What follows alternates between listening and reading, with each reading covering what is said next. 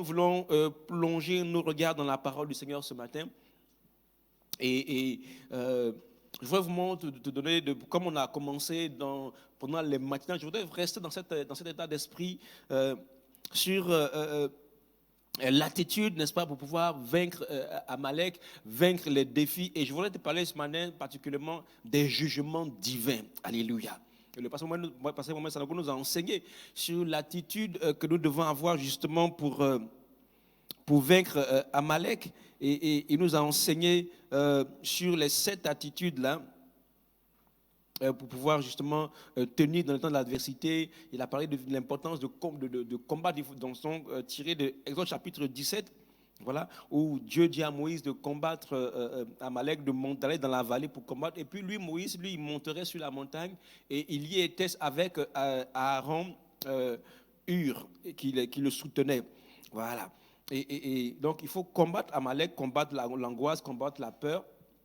Donc, c'est tous ceux qui sont au taquet. Josué, il était au taquet, il était au contact avec l'adversité. Donc, tous ceux qui sont au taquet, ce sont les mesures du gouvernement, ce sont les médecins, c'est tout le corps médical, les infirmiers, ce sont toutes les mesures d'hygiène qui attaquent le Covid-19, voilà, parce qu'on a rebaptisé le Covid, c'est le code de la couronne.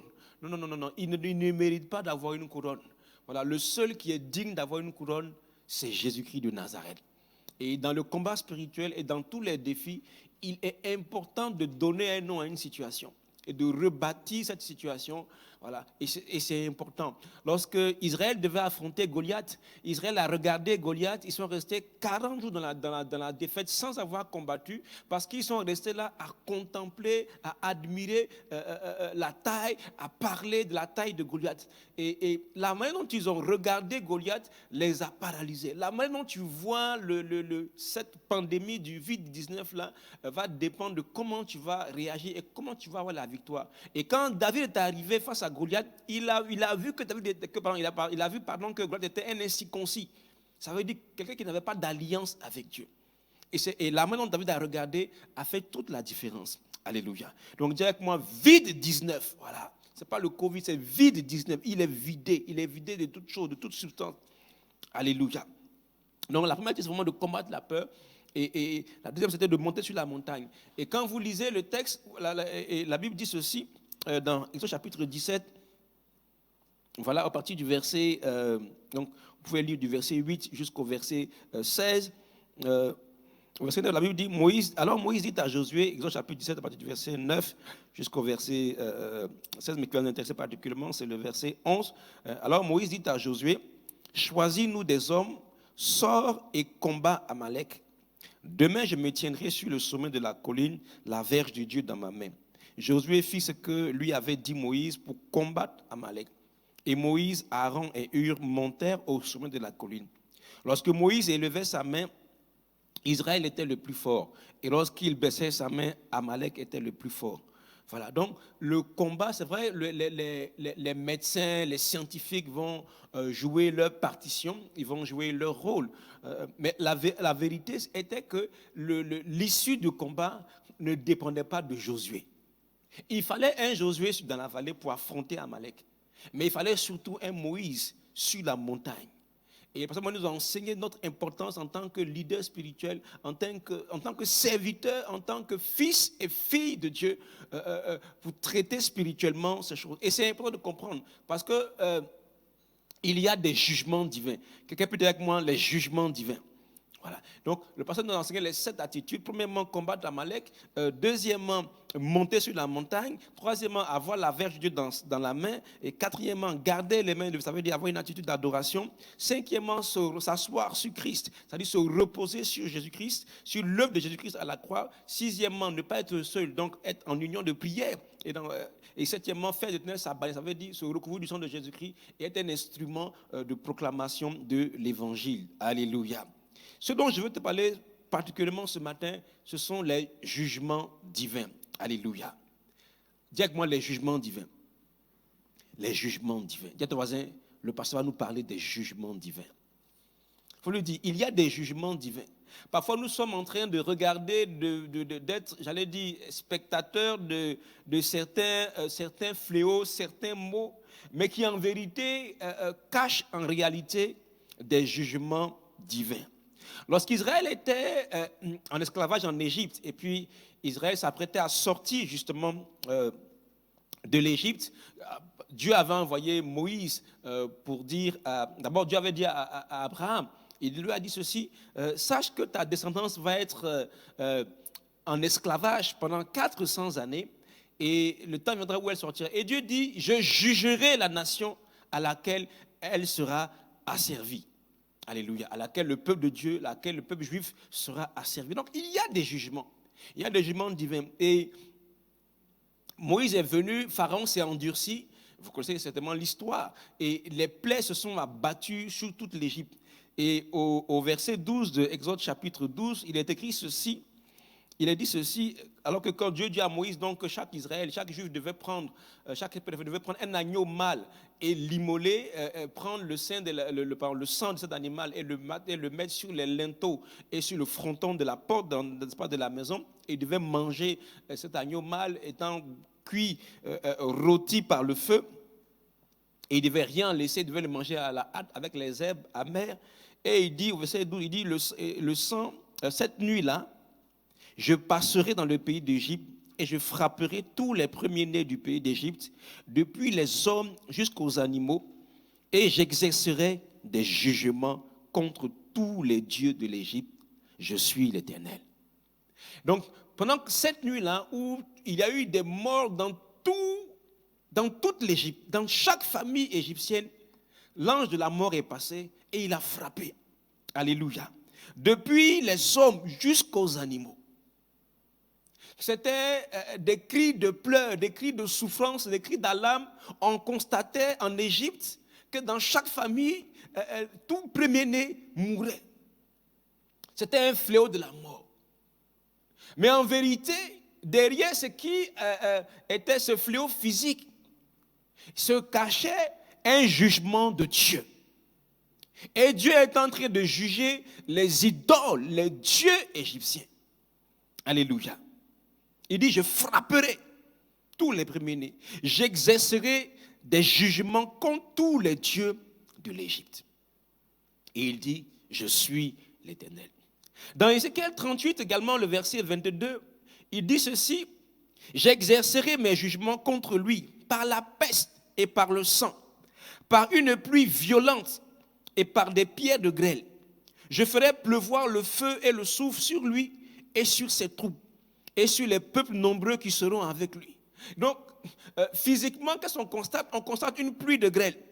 Physiquement, on constate une pluie violente par des pierres de grêle. On constate du feu, on constate du soufre, on constate des incendies. On constate que les gens meurent. Mais en vérité, derrière ces manifestations physiques, c'était des jugements de Dieu qui s'abattaient. Il dit, j'exercerai mes jugements contre lui. Par la peste. On voit des maladies, on voit la peste. On voit le sang, mais on voit des fléaux physiques, mais qui cachent des jugements spirituels, des jugements de Dieu. Alléluia.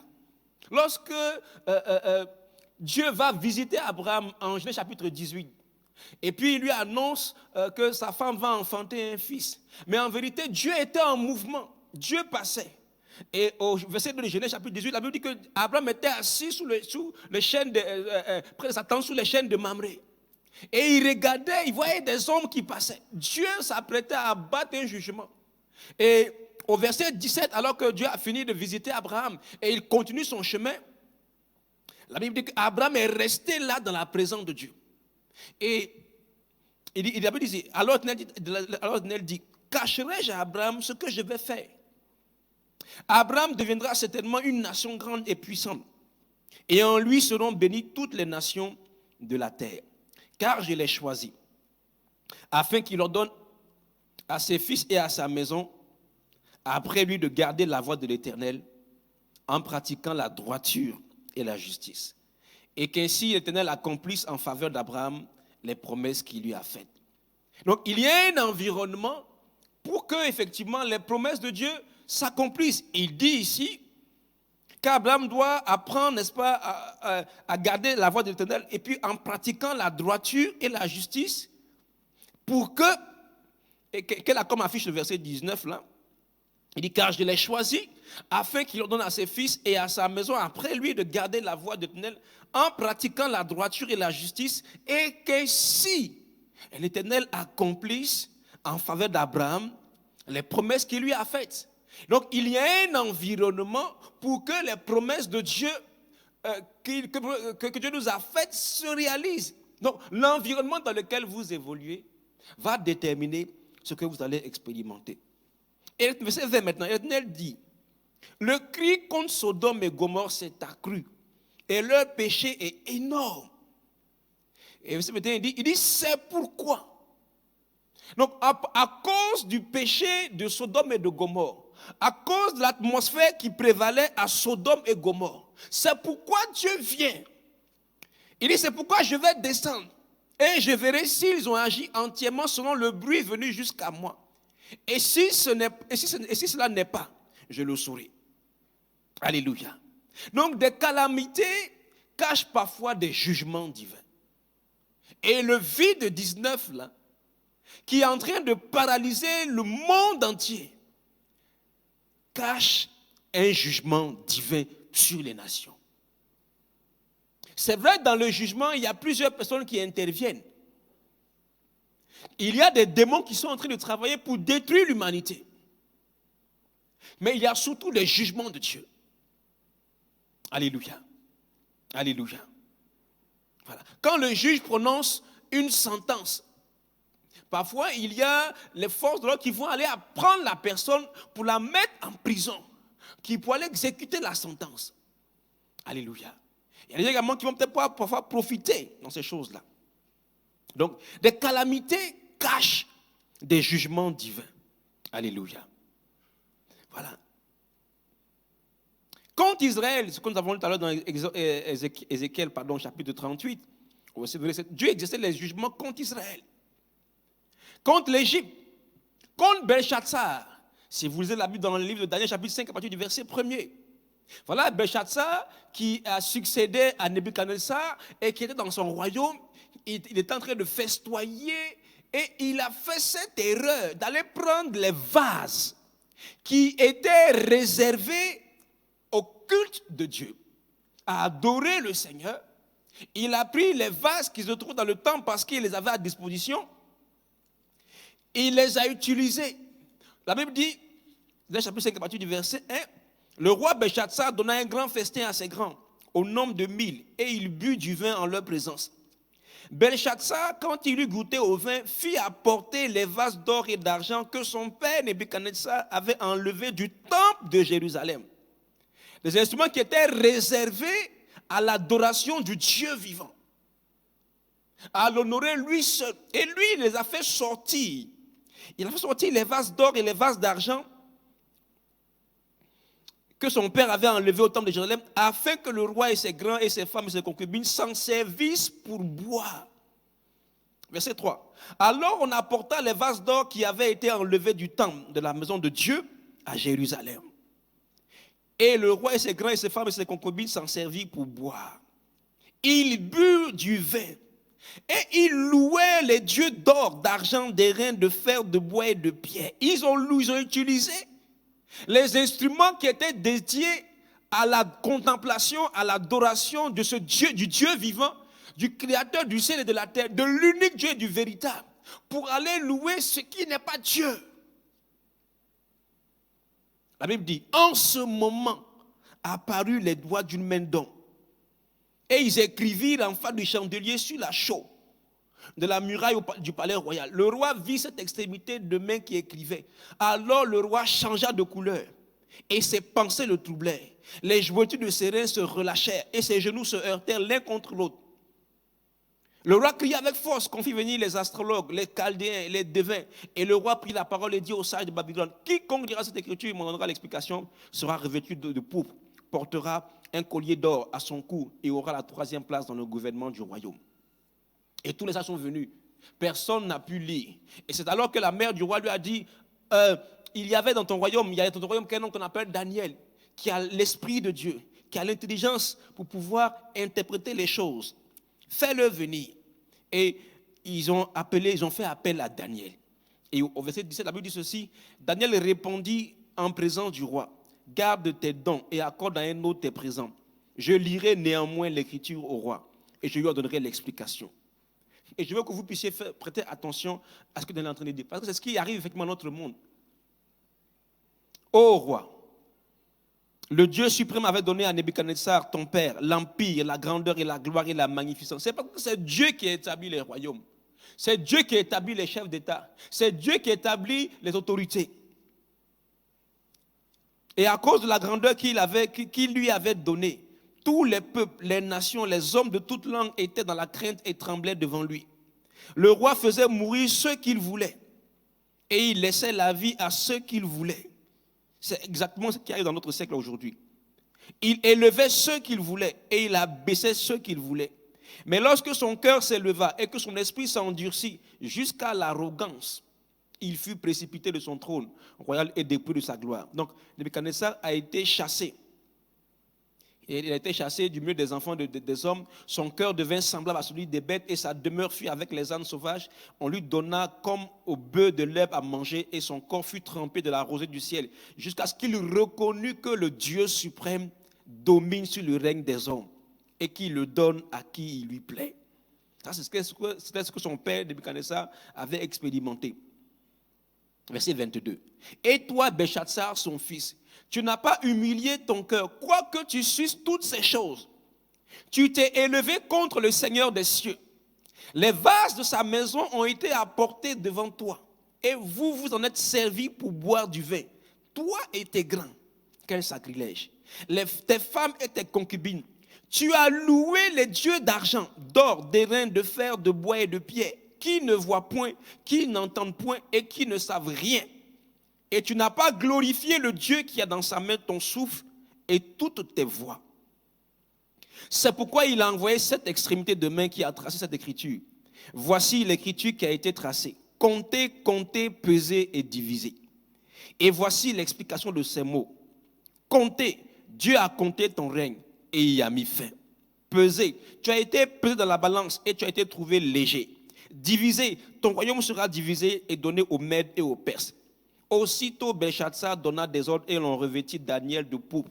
On lui mit au cou un collier d'or et on publia qu'il aurait la 3e place dans le gouvernement du royaume. Verset 30. Cette même nuit, Belchatsar, roi des Chaldéens, fut tué et Darius le Mède s'empara du royaume étant âgé de 62 ans. Un vieillard de 62 ans a récupéré le royaume. Ce qui s'est passé, c'était un jugement de Dieu. Est-ce que nous vivons actuellement est un jugement de Dieu? Dieu est en train de juger les nations. Dieu est en train de nous juger tous et toutes.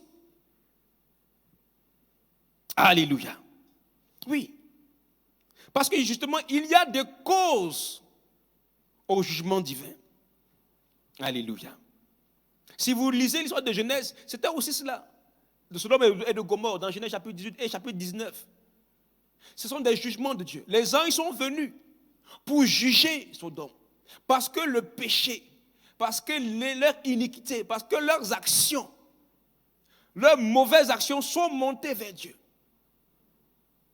Si vous regardez, parce qu'il y a des causes à ces jugements. On va aller directement dans notre temps moderne aujourd'hui. Si que vous preniez 1 Timothée chapitre 4 à partir du verset 1, 2 Timothée chapitre 3 à partir du verset 1er également. Donc, compte tenu du temps, on va lire juste simplement 2 Timothée chapitre 3 à partir du verset 1. Mais pour ceux qui prennent note, je vous invite également à lire 1 Timothée chapitre 4 à partir du verset 1, Matthieu également chapitre 24, n'est-ce pas, qui parle des événements de la fin des temps. Mais dans 2 Timothée chapitre 3, la Bible dit ceci à partir du verset 1er.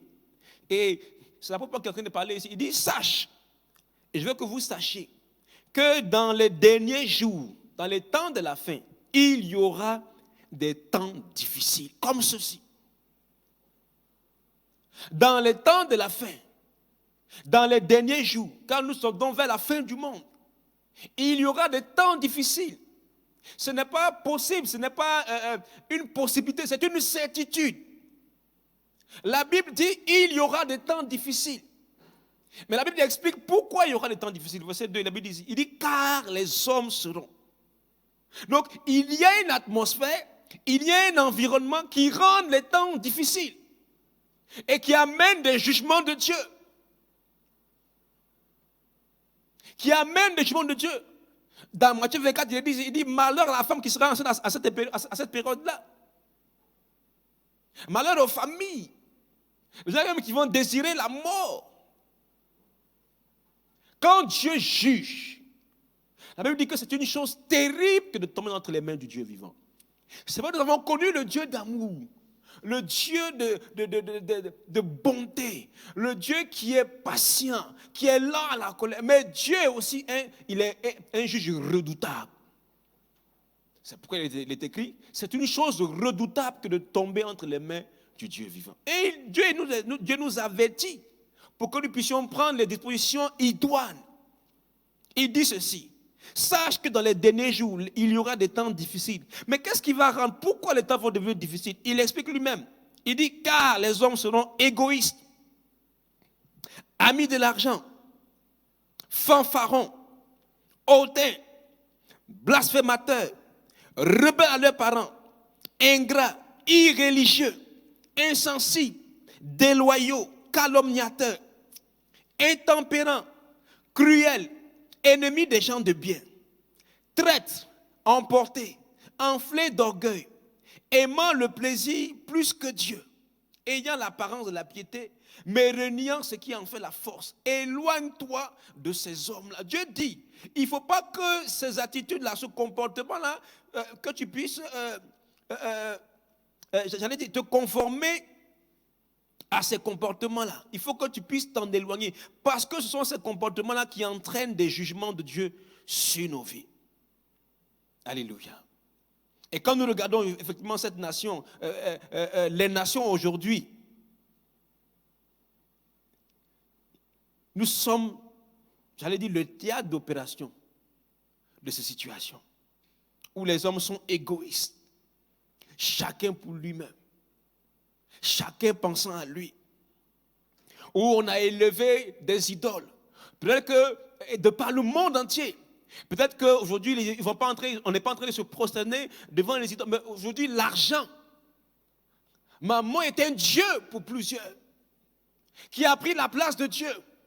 Pour l'argent, pour la richesse. Les gens sont capables de se prostituer. Les gens sont capables de dévaluer, de dévaloriser la race humaine. Les gens sont capables de créer des guerres dans les pays à cause de l'argent, pour s'enrichir, pour avoir un marché. Pour leur hégémonie égoïste, pour leur croissance. Ils nous ont fait croire, ils ont prétexté qu'en Irak, il y avait des armes chimiques, des armes nucléaires. Ils ont détruit les nations, créant le désordre, créant le chaos. Créant le chaos dans les nations. Comme s'il n'y a pas un Dieu qui a créé les êtres humains. Les gens vivent dans le péché, dans le désordre. Il y a des jugements divins. Il y a des jugements divins. Il y a des pays qui sont là, on dit, ce sont les 5 grands et ceux qui décident. Qui décident des pays, qui décident pour d'autres nations. Ils font le lobbying de l'homosexualité. Ils font des pressions sur les États pour pouvoir prendre des lois iniques, pour disloquer la cellule familiale. Il y a des jugements divins. Vous qui m'entendez, repentez-vous, repentons-nous. Chacun pour sa part. Chacun pour sa part. Parce qu'il y a une attitude qui entraîne le jugement de Dieu sur nos vies. On a exalté le travail. À cause du travail, avant que tu n'aies du boulot, tu as fait du temps pour ton Dieu, pour prier le Seigneur, pour chercher sa face. Maintenant, à cause de ton travail, tu n'as plus le temps de louer Dieu. Repends-toi. Repends-toi. Toi qui m'entends, repends-toi. Il y a une atmosphère, il y a un environnement qui entraîne le jugement de Dieu. Et Dieu dit, dans les derniers temps, les temps seront difficiles. Des temps difficiles. On a élevé le travail. Voilà aujourd'hui avec le Covid-19. Dieu a permis simplement que ce petit virus-là vienne paralyser l'économie mondiale. Vienne paralyser les activités. Les choses qui étaient pour nous un gain auparavant, qui faisaient la fierté des hommes. En Afrique ici, quand tu viens de l'Occident, on t'acclame, on te fait bon accueil. Aujourd'hui, les choses ont changé. Quand tu viens de l'Occident, on a peur de toi. On te demande, tu veux de quel pays? Tu veux peut-être de l'Italie? Tu veux peut-être de la France? Est-ce que comment c'est-à-dire, le Covid-19 là, ce virus là, a changé les choses. Parce que les hommes sont détournés de Dieu. On fait des lobbies, ils font des lobbying pour promouvoir l'homosexualité, pour promouvoir la pédophilie, pour détruire ce que Dieu a institué. Une décision divine, la famille, la cellule familiale, qui est totalement disloquée à cause de l'argent, à cause du travail, à cause des richesses, à cause des voyages. Les gens n'ont plus le temps pour pouvoir passer du temps en famille. Le père ne sait même pas, on sort très tôt le matin, on n'a même pas le temps de voir nos enfants, qu'est-ce qui se passe. Et c'est source de réussite sociale. Tu ne sais même pas comment ton enfant s'est promené dans la journée, qu'est-ce qu'il a fait, où il est allé. La cellule familiale qui est la base de la société est détruite. Où on a renversé les choses. Où les enfants sont choyés. Et les parents sont relégués. On peut venir t'arracher ton enfant. Mais comment on ne va pas être surpris de ce que, aujourd'hui, dans les nations dites évoluées, émancipées, voir des enfants qui prennent des pistolets, des fusils pour tirer sur leurs camarades. Parce qu'on ne peut pas les reprendre. Il ne s'agit pas non plus de devenir se prendre avec des chicottes. Il faut éduquer les enfants. Mais il y a une atmosphère. Il y a un environnement. Et ce matin, je viens de la part du Seigneur. Je viens nous dire à tous, repentons-nous. Parce qu'il y a des jugements divins. Voilà, aujourd'hui, personne ne peut travailler. La Bible dit, la nuit vient où personne ne peut travailler. Nous sommes dans une telle nuit. Mais gloire soit rendue à Dieu, que ce que le jour n'est pas loin. Alléluia. Alléluia. On a élevé le travail au détriment de la famille. On a élevé la richesse. On a élevé le fait d'avoir des positions élevées. Et pour pouvoir avoir des positions élevées, les gens sont prêts à faire des enlèvements, à faire des sacrifices humains. Pour avoir un poste de ministre, pour avoir un poste de député, pour avoir un poste de président. Des nations se lèvent contre d'autres nations. Établissent des rois que le peuple n'a pas choisis. Les systèmes justiciers sont disloqués. La justice a foutu le camp. Ce matin, je viens de la part du Seigneur te dire qu'il y a des jugements de Dieu. Alors, il faut que je t'explique ces choses. Pourquoi? Pour que tu comprennes. Pour que quand cette situation va passer, il ne faut pas retourner, il ne faut pas créer les mêmes circonstances. Car comme on le dit, les mêmes causes produisent les mêmes effets. Il y a un environnement. Dieu dit, sache que dans les derniers temps, il y aura des temps difficiles. Et il explique qu'est-ce qui rend les temps difficiles. Alléluia. On détruit des nations pour des intérêts économiques. On se prend pour Dieu. On décide de qui doit vivre et qui doit mourir. Parce qu'on a des grandes positions. Parce qu'on est un pays qui dispose de telle ou telle arme.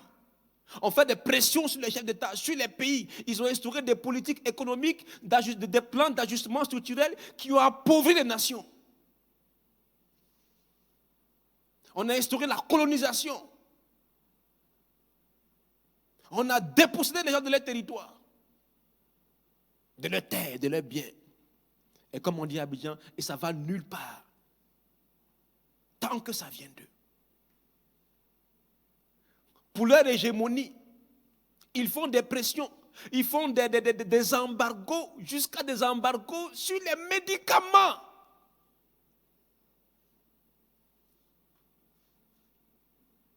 Pour empêcher les gens de se soigner. Repentez-vous. Repentez-vous. Alléluia. Ils appellent juste ce qui est injuste. Ils appellent bien ce qui est mal. Repentez-vous. Repentons-nous. Parce que tu as un poste élevé, tu as un peu d'argent, tu vas détourner les enfants des gens. Ce matin, je viens de la part du Seigneur. Il y a un environnement qui entraîne le jugement de Dieu. Il y en a qui utilisent le nom de Dieu, qui se font passer pour des pasteurs, pour escroquer les gens. Répands-toi. Le jugement, là, il ne touche pas seulement les nations. Il a touché également Israël, le peuple de Dieu.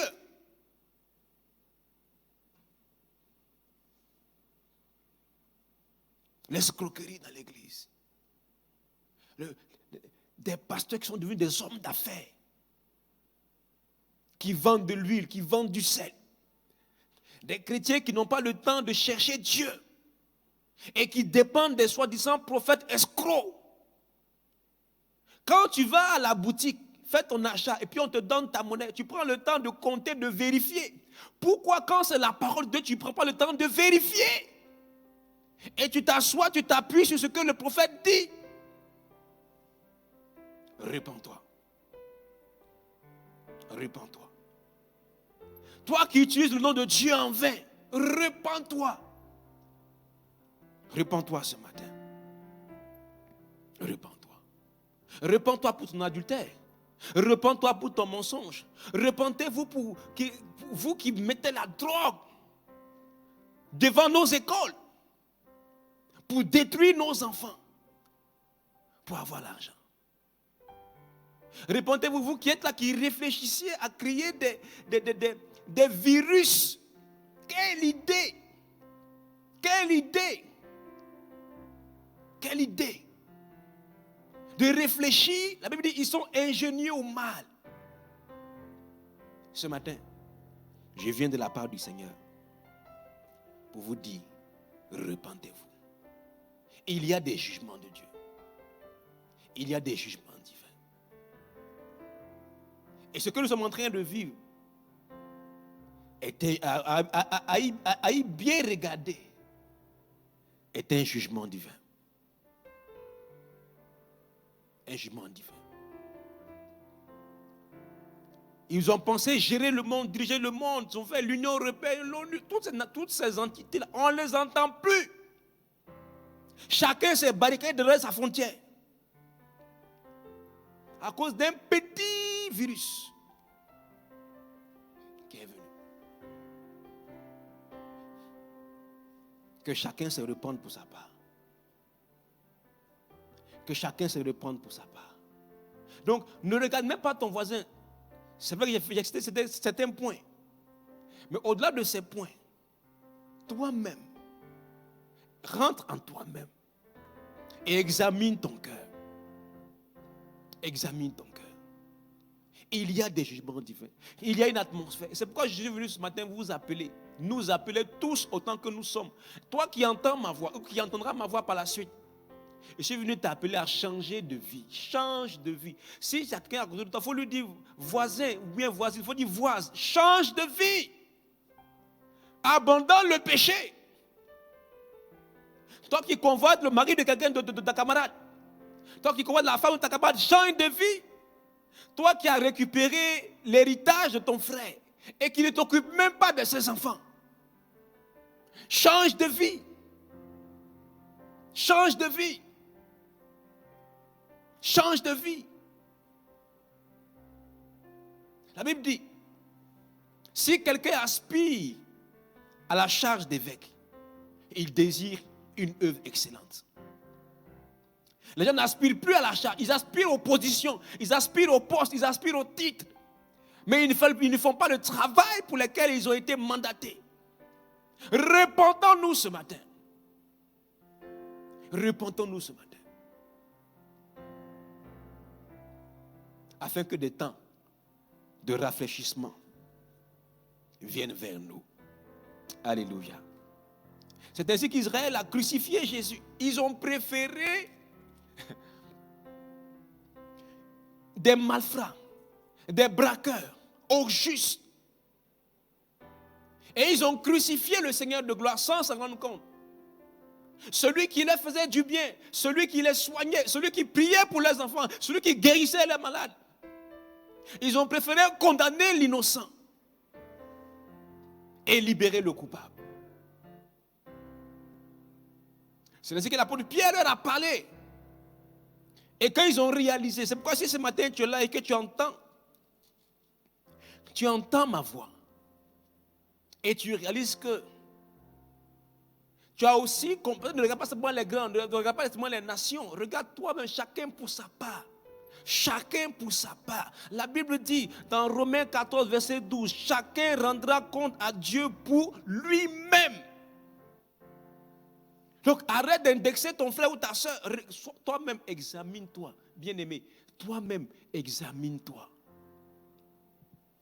Examine-toi. Alléluia. Et quand Israël a réalisé l'erreur qu'ils avaient commise, ils ont demandé à Pierre, homme frère. La Bible dit, verset 37, à chapitre 2, après avoir entendu ce discours, ils eurent le cœur vivement touché. Et ils dirent à Pierre et aux autres apôtres, homme frère, que ferons-nous? Donc si tu entends ma voix ce matin, et tu réalises que pour ta part, tu as créé dans ton environnement l'atmosphère du jugement de Dieu.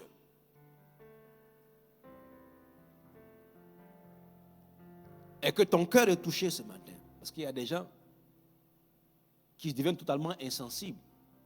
Ce sont effectivement les événements, les effets des temps de la fin. Ils ne trouvent plus de problème à voler, à mentir, à tricher. Ils mentent comme ils respirent.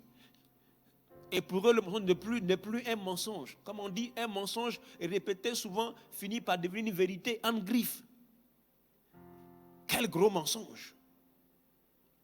Et le mensonge entraîne un jugement. Alléluia. Mais si, et je crois que au moment où tu entends ma voix, ton cœur est touché. Parce que je crois que le Saint-Esprit parle à ton cœur là où tu es. Et tu as envie de dire, Seigneur, que ferai-je? Que dois-je faire? Que dois-je faire? Pierre le répondit, et je te réponds ce matin. Pierre le répondit, repentez-vous et que chacun de vous soit baptisé au nom de Jésus-Christ pour le pardon de vos péchés. Et vous recevrez le don du Saint-Esprit. Car la promesse est pour vous, pour vos enfants et pour tous ceux qui sont au loin, en aussi grand nombre que le Seigneur notre Dieu les appellera. Alors ce matin, je veux te dire, change de vie. Change de vie. Renonce à ton péché. Renonce à ta manière de marcher, à ta manière de vivre. Et reviens au Seigneur. Reviens au Seigneur. Parce qu'il est ta source. Parce qu'il est ton créateur. Reviens à ton créateur. Tiens compte de lui. Les nations ont géré le monde comme s'il n'y avait pas de Dieu. En rejetant les critères, en rejetant les repères que Dieu avait établis. En rejetant les bornes d'éducation. La plupart des constitutions des nations sont basées sur la parole de Dieu. Mais progressivement, elles ont extirpé de leur constitution. Elles ont extirpé les principes divins. Travaillant à annihiler, à détruire la famille.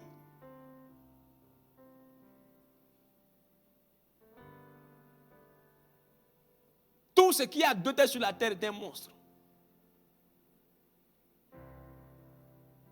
Maintenant on dit, il n'y a plus un chef.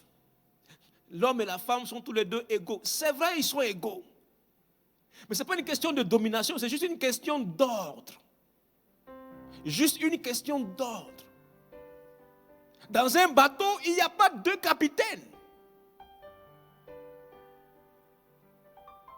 Tout en négligeant, minimisant, combattant le mariage qui est une institution de Dieu. Hey! Combien de fois il est piétiné? Les gens se rencontrent dans la rue, ils couchent au-delà de la sexualité qui parle d'une intimité. C'est juste un plaisir.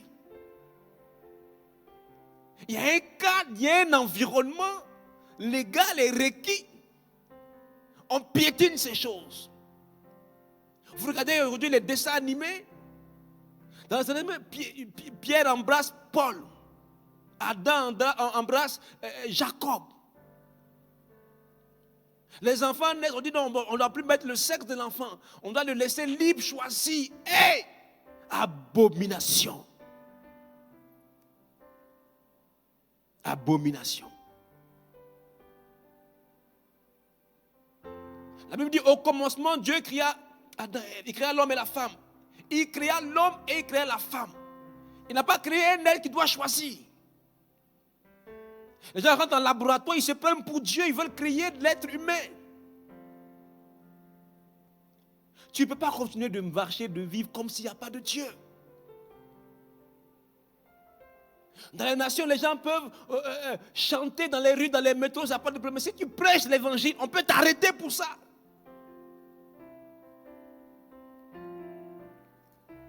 On peut t'arrêter pour ça. On oblige les pasteurs à célébrer, parce que c'est la loi dans les nations, à célébrer des mariages homosexuels. Oh, abomination. Et il se trouve même des églises d'homosexuels, des pasteurs homosexuels. Abomination. Repentons-nous. Il y a un créateur. Il y a quelqu'un. C'est ce que Daniel a dit à Belchatsar. Tu as vu ce que Dieu a fait à ton père et tu n'en as pas tenu compte. Ma prière, c'est que pendant que tu entends, tu es en train de regarder, tu vois ce qui se passe actuellement, que tu en tiennes compte et que tu changes ta manière de vivre. Que tu réalises qu'il y a un créateur du ciel et de la terre et que tu adaptes ta vie à sa parole et que tu le cherches de tout ton cœur. Pierre a dit, repentez-vous. La repentance, ça veut dire c'est le changement de mentalité. Changez votre manière de voir. Arrêtez d'escroquer les gens. Arrêtez de spolier les gens. Arrêtez de détruire les gens. Tenez compte, il y a un créateur.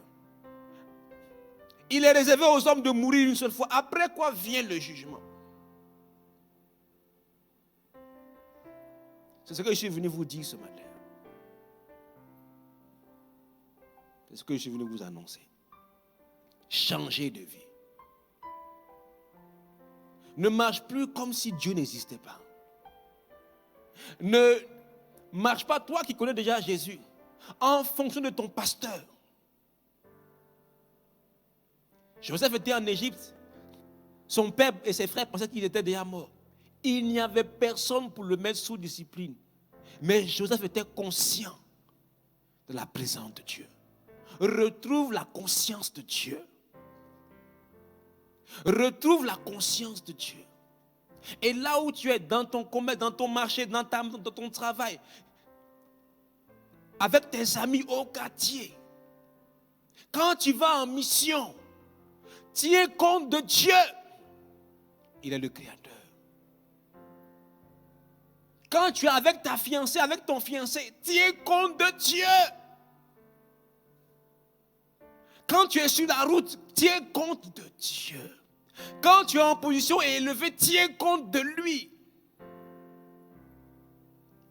Tiens compte de lui. Dans ton foyer, tiens compte de ton Dieu. Change de vie. Reviens à ton Créateur. Et reviens surtout à celui qui l'a envoyé. Jésus-Christ de Nazareth. Il est le chemin, il est la vérité et il est la vie. Ne prends pas le risque de vivre cette vie, de souffrir sur cette terre et d'aller souffrir en enfer. Dieu nous a tellement aimés. Dieu a tant aimé le monde qu'il a donné librement son Fils unique afin que quiconque croit en lui, quiconque, c'est-à-dire le sorcier, c'est-à-dire le féticheur, c'est-à-dire le mystique, c'est-à-dire l'idolâtre, si tu arrives à croire en Jésus ce matin, tu auras en même temps la vie éternelle. Alors, change de manière de vivre. Ne marche pas, peu importe ta position, peu importe ton titre, peu importe tes richesses. Il faut savoir qu'il y a quelqu'un qui tient entre ses mains ton souffle de vie, mon souffle de vie, et qui à tout moment peut nous le retirer. Alors tu gagnerais à tenir compte de lui. Parce que parfois nous voyons des fléaux physiques, mais qui sont le reflet des jugements de Dieu. Que Dieu te bénisse.